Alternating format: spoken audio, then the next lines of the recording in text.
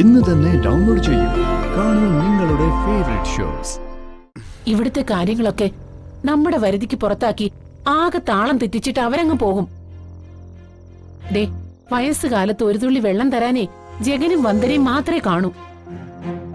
അതാ നമ്മൾ ഓർക്കേണ്ടത്. ജഗൻ പോയതുകൊണ്ടാ ഈ മനസ്സിന് വിശപ്പറിയാത്തത്. അത്രയ്ക്ക് ജീവനായിരുന്നു അച്ഛനാ മകനും ജഗനീ അച്ഛനും. നിനക്കും അവന് ജീവനായിരുന്നല്ലോ. മൂത്തവനേക്കാൾ ഇളയവനായ ജഗനോട് അധികം വാത്സല്യം ഇഷ്ടം ഉണ്ടായിരുന്നല്ലോ. അമ്മയ്ക്ക് മക്കള് 3 പേരും തുല്യരാ. എന്നാലും അവനോടൊരൽപ്പം കരുതലും സ്നേഹവും കാണിച്ചിട്ടുണ്ടെങ്കിൽ എന്റെ കുഞ്ഞ് അതിലേറെ കരുതലും സ്നേഹവും എനിക്ക് തന്നതുകൊണ്ടാ. പക്ഷെ അപ്പോഴും എനിക്കറിയാം എന്റെ മോൻ എന്നെ സ്നേഹിക്കുന്നതിനേക്കാൾ ഇരട്ടി അവന്റെ അച്ഛനെ സ്നേഹിക്കുന്നുണ്ടെന്ന്.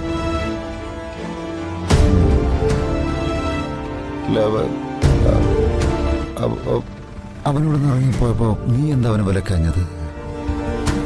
അവനോട് ഇവിടെ വിട്ടു പോരുമെന്ന് നിനക്ക് പറയാൻ പാടില്ലായിരുന്നു. പോകണ്ടെന്ന് നീ നിർബന്ധിച്ച് പറഞ്ഞിരുന്നെങ്കിൽ അവൻ പോവില്ലായിരുന്നു. ആ കാര്യത്തിൽ എനിക്ക് ഇത്തിരി സംശയമുണ്ട്. സഹിക്കാവുന്നതിലപ്പുറം ഈ വീട്ടിൽ സഹിച്ചതിന് ശേഷമാ അവൻ ഇങ്ങനെ ഒരു തീരുമാനം എടുത്തത്. ഇപ്പൊ സങ്കടം തോന്നുന്നല്ലേ? അത് അവൻ എന്നോട് സംസാരിച്ചില്ലെങ്കിലും അവൻ എന്റെ കൺവട്ടത്തുണ്ടെങ്കിൽ അതെനിക്കൊരു ബലമാ. എന്തിനാ ഇങ്ങനെ വിഷമിക്കുന്നത്? അച്ഛൻ പോയി വിളിച്ച മോൻ പോയതുപോലെ ഇങ്ങ് തിരിച്ചു വരില്ലേ? ഒന്ന് പോയി വിളിക്കോ? എനിക്ക് സൗകര്യമില്ല. നിനക്ക് വേണമെങ്കിൽ നീ പോയി വിളിക്ക. നീ വിളിച്ചാലും അവൻ വരും, എനിക്ക് ഉറപ്പാ. വേണമെങ്കിൽ ഞാൻ വിളിപ്പിച്ചാണെന്ന് നീ കള്ളം പറഞ്ഞോ? ഓ, എന്നെ അപമാനിച്ചിട്ട് പോയവൻ ഇനി തിരിച്ചു വരാൻ പാടില്ല. അതിന് ഇപ്പൊ ഇടപെട്ടേ പറ്റൂ. നാളെ രാവിലെ എന്റെ എന്താ ഭാര്യയും ഭർത്താവും കൂടി ഒരു കൂടിയാലോചന? ആലോചനയൊക്കെ ഞാൻ കേട്ടു. എന്നും ഒളിഞ്ഞു നിന്ന് കേട്ടുള്ള ശീലമാണല്ലോ.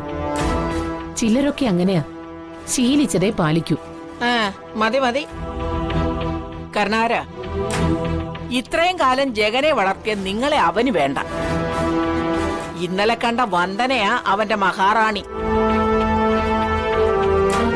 അത്രയ്ക്കുണ്ടടാ പുരുഷന്മാരെ വശീകരിക്കാനുള്ള അവളുടെ സാമർത്ഥ്യം. അവരുടെ മുന്നിൽ നീയായിട്ട് അങ്ങോട്ട് താഴാൻ പോകരുത്.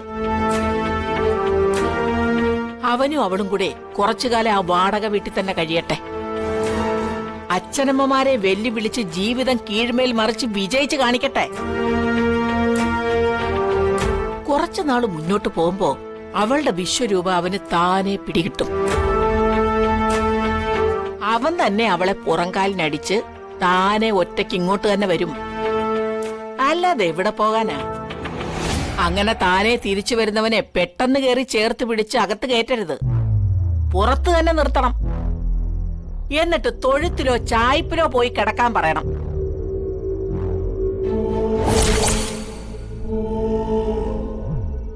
വാടക വീട്ടിൽ കിടന്ന് കൊതുകടിയും മൂട്ടകടിയും കൊണ്ട് അവന്റെ രക്തം നഷ്ടപ്പെടുമ്പോ അവനത് സഹിക്കാൻ പറ്റില്ല.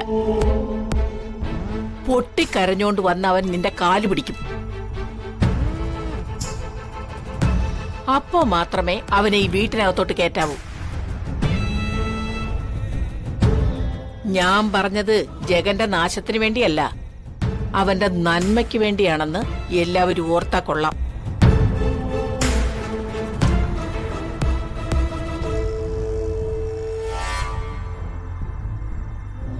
എന്താ ഒന്നും മിണ്ടാത്തെ? ഇതിനോടൊക്കെ ഞാൻ എന്താ പറയേണ്ടത്?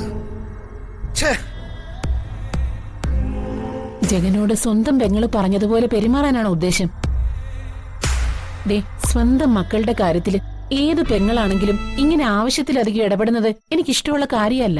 പിന്നെ ഇവിടുത്തെ കാര്യങ്ങളൊക്കെ നമ്മുടെ വരുതിക്ക് പുറത്താക്കി ആകെ താളം തെറ്റിച്ചിട്ട് അവരങ്ങ് പോകും. ദേ, വയസ്സുകാലത്ത് ഒരു തുള്ളി വെള്ളം തരാനേ ജഗനും വന്ദനയും മാത്രമേ കാണൂ. അതാ നമ്മൾ ഓർക്കേണ്ടത്.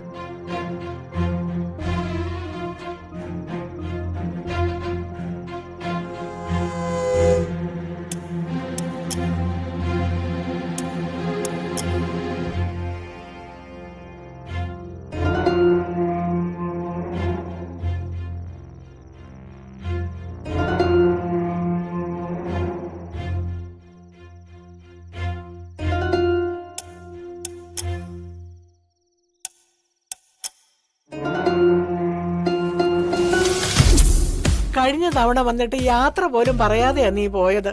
എനിക്കത് വലിയ സങ്കടമായി പോയി. എന്ത് പറയാനാ മുത്തശ്ശി, ഇവിടെ കഴിയണമെന്നാ എന്റെ ആഗ്രഹം. പക്ഷേ എന്റെ സുഹൃത്തിന് അത് ഇഷ്ടമുണ്ടായിട്ട് വേണ്ടേ? അതുകൊണ്ട് ഞാൻ പിണങ്ങിപ്പോയതാ. എന്നിട്ട് നീ എവിടെയാ താമസിച്ചത്? ബസ് സ്റ്റാൻഡില് പത്രം വിരിച്ച് നിലത്ത് കിടന്നുറങ്ങി. ആ തെരുവ് പട്ടികൾ കിടക്കുന്നതിന്റെ തൊട്ടടുത്താ എനിക്ക് ചുരുണ്ടുകൂടാൻ സ്ഥലം കിട്ടിയത്.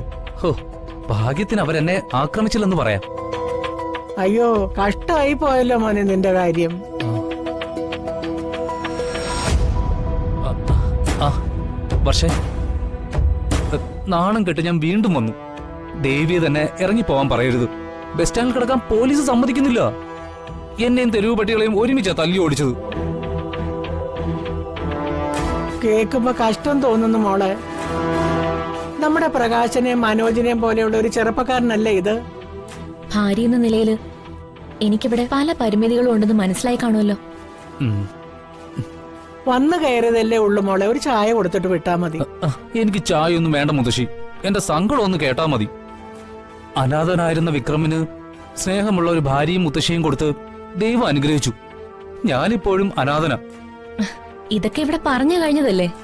അല്ല, ഒരു കുടുംബാന്തരീക്ഷത്തിന്റെ സുഖവും സന്തോഷവും അറിയാൻ എനിക്കും കൊതിയുണ്ടാവില്ലേ?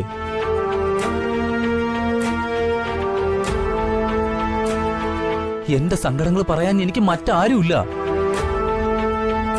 ഒരു കുടുംബാന്തരീക്ഷത്തില് ഏറ്റവും പ്രധാനം കുടുംബനാഥന. അയാളുടെ ഇഷ്ടത്തിനെതിരായി സ്ത്രീകൾ പ്രവർത്തിക്കുന്നത് നാട്ടുമര്യാദയല്ല. അതൊരു ഭാര്യയുടെ നിലപാട്.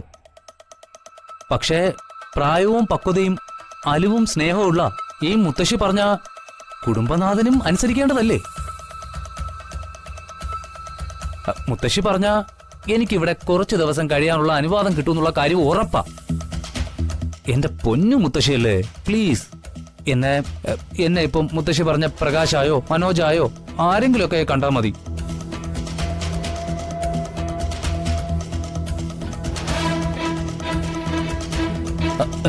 നീ വീണ്ടും വന്നോ? മച്ചു, ഞാൻ അതെ മക്കളെ, ഇവൻ ഒരേ ഒരു സുഹൃത്തും ബന്ധുവും വേണ്ടപ്പെട്ടവനൊക്കെ നീ മാത്രമാ. ഇവൻ കുറച്ചു ദിവസം ഇവിടെ താമസിച്ചോട്ടെ. ബസ് സ്റ്റാൻഡിലെ തെരുവ് നായ്ക്കളുടെ കൂടെ കഴിയാൻ ഇവനെ പറഞ്ഞു വിടരുത്. മുത്തശ്ശി പറയുന്നത് മോൻ അനുസരിക്കത്തില്ലേ? അത് പിന്നെ മുത്തശ്ശി എനിക്ക് എന്റെ പെറ്റമ്മയ്ക്ക് തുല്യല്ലേ? ആണല്ലോ. നിരഞ്ജൻ തെമ്മാടി ആവാസനം ഒന്നുമല്ല. മാനത്തെ കൊട്ടാരം